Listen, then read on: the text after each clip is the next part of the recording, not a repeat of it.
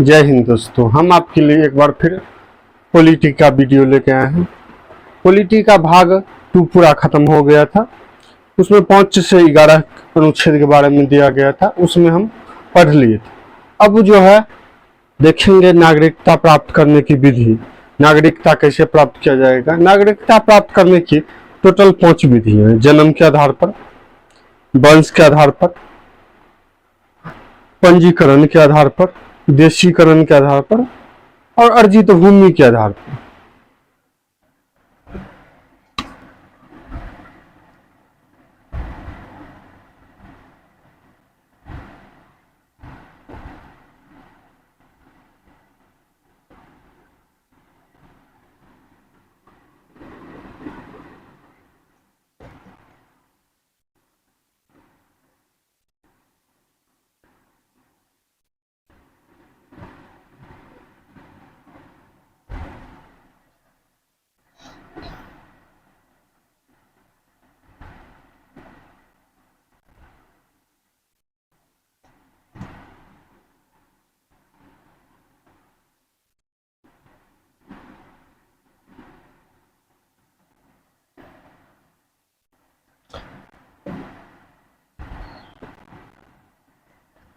पहला जो है वह है जन्म के आधार पर।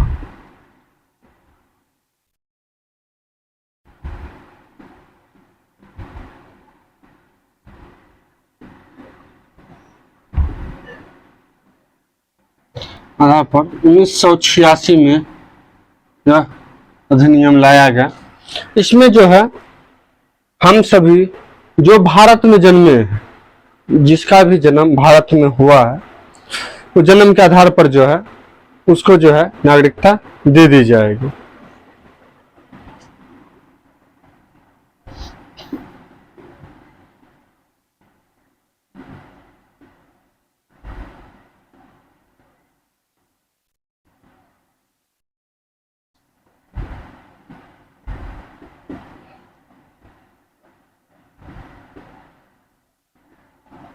हम सभी का जन्म जो है भारत में हुआ है, इसलिए हम सभी को जो है नागरिकता दे दी जाएगी। अब दूसरा जो है वह है वंश के आधार पर। देखिए, दूसरा वंश के आधार पर।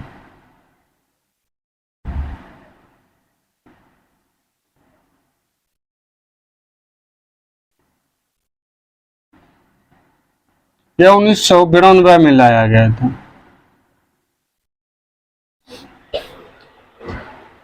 जब कोई बच्चा जो है, विदेशी बच्चा का भी जन्म अगर भारत में होता है, तो उसके माता पिता में से कोई जो है एक भारत में का नागरिक होना चाहिए, तो उस बच्चा को भी जो है भारत की नागरिकता प्राप्त हो जाएगी। जैसे हार्दिक पांड्या जो है, उनकी शादी जो है विदेशी लड़की से वो शादी की है। उनका जो बेटा है, बच्चा जो है, उसको जो है वंश के आधार पर जो है नागरिकता मिल जाएगी, क्योंकि उसके माता पिता में से कोई एक जो है भारत का नागरिक है। हार्दिक पांड्या भारत के नागरिक है, तो उनको जो है नागरिकता दे दी जाएगी। उसके बच्चा को भी नागरिकता दे दी जाएगी। पहले जो था कि पिता के आधार पर जो है नागरिकता दी जाती थी। जैसे कोई राजपूत है और कोई आदमी जो है राजपूत है और कोई औरत जो है पंडित जी, अगर वो पंडित जी भी उस औरत आदमी से शादी की है, उस पंडित जी को भी राजपूत का टाइटल रखना पड़ेगा, राजपूत ही लगेगा लास्ट में, और जो बच्चा होगा उसके भी लास्ट में राजपूत ही टाइटल लगेगा। उस राजपूत के आधार पर जो है उसको फिर नागरिकता। लेकिन अब जो है फिर उसमें संशोधन किया गया। फिर अब जो है उसमें जो है कि माता पिता में से कोई एक भी अगर भारत का नागरिक है, उसको जो है नागरिकता दे दी जाएगी। अब तीसरा जो देखिए है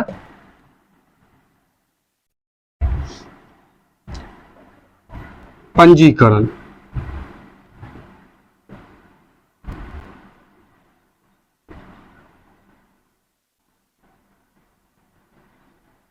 पंजीकरण इसी को रजिस्ट्रेशन कहते हैं।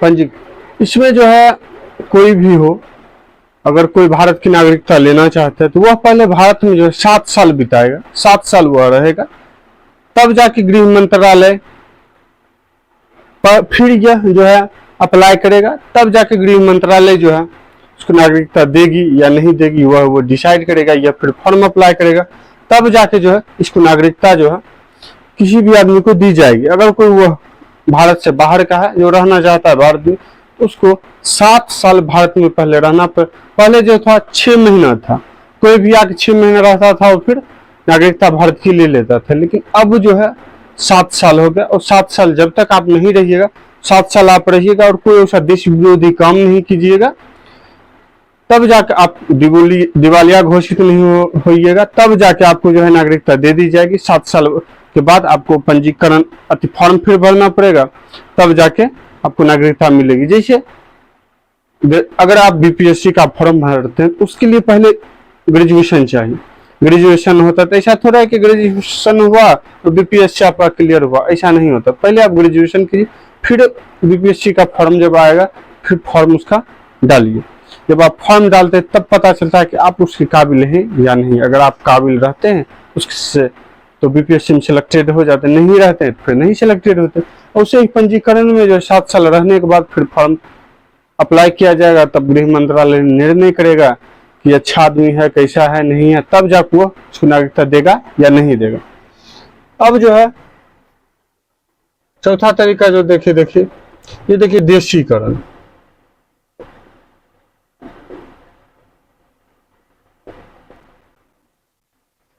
देशीकरण में जो है इसमें जो है आपको 10 साल रहना पड़ेगा।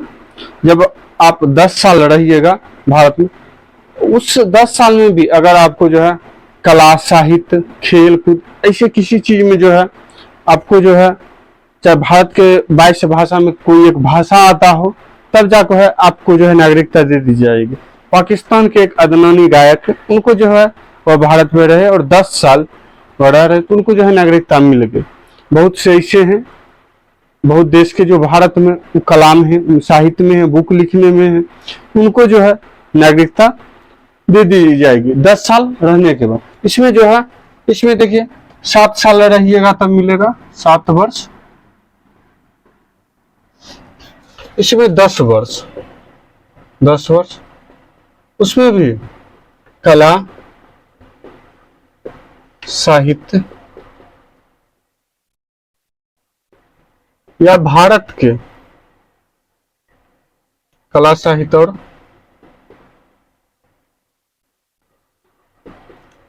भारत के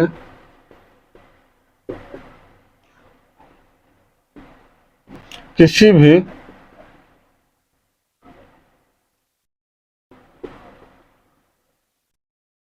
एक भाषा को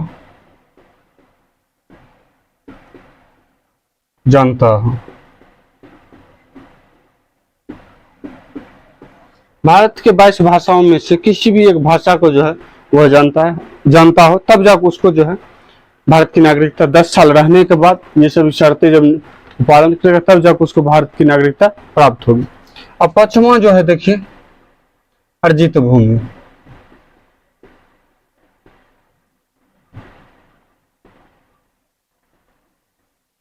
अर्जित भूमि मतलब जैसे देखिए अगर कोई विदेशी राज्य है उसको हम संसद जो है भारत में मिला लेती है, तो भारत में जैसे विदेशी राज्य को भारत में विदेशी राज्य मिलेगा, उसे ही विदेश वहाँ के जितने भी नागरिक होंगे उनको स्वतः ही भारत की नागरिकता मिल जाएगी। उनके लिए कोई ये जो है शर्त है नहीं रहेगा, उनको स्वतः ही नागरिकता मिल जाएगी। जैसे हम लोगों को जो मिला है वो जन्म के आधार पर, हमारे पूर्वज के आधार पर जो है मिला है, लेकिन उन लोगों को जो है अर्जित भूमि के आधार पर जो है नागरिकता दी जाएगी। जैसे सिक्किम को जो है